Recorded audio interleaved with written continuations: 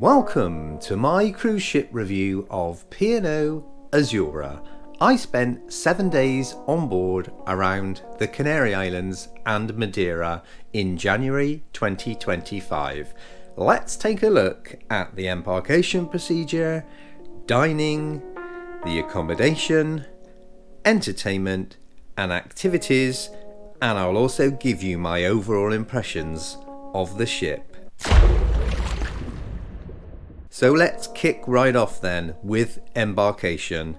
With a chartered flight from the UK into Tenerife, there were coaches waiting to take us to the ship, and as soon as we arrived, the rooms were ready straight away. Talking of rooms, let's take a look at the accommodation. My inside guaranteed room was quite the surprise, with an unexpected walk-in wardrobe with plenty of hanger space. Hangers can also be ordered from your room attendant if you need more. The bathroom had the dreaded curtain, however, due to the fact that it was a thick material and it was weighted, it didn't cling to you. Such a plus. On to the dining. Now, bit of a strange situation with the main dining room on one evening. The food in the buffet and indeed in the main dining rooms was pretty good. However, on one night when I went to the restaurant, there were no tables available, so they gave me the pager. Quite a common occurrence if you show up and no tables are available, so they gave me the pager and told me to wait nearby, which is what I did. When it got to almost an hour of waiting, I went back to check on the situation, and I was seated straight away. Upon being led to my table, I happened to notice there were at least 12 other tables available.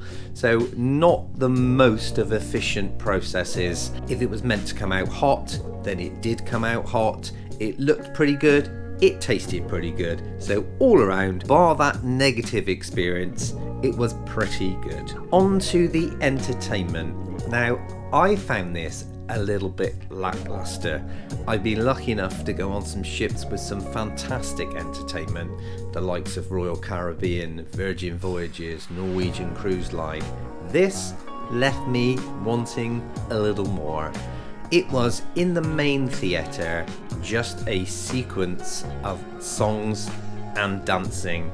There was no real story to go with it. Singing and dancing, yes, they were a talented bunch. I just like a little bit of story with my entertainment. On to the activities.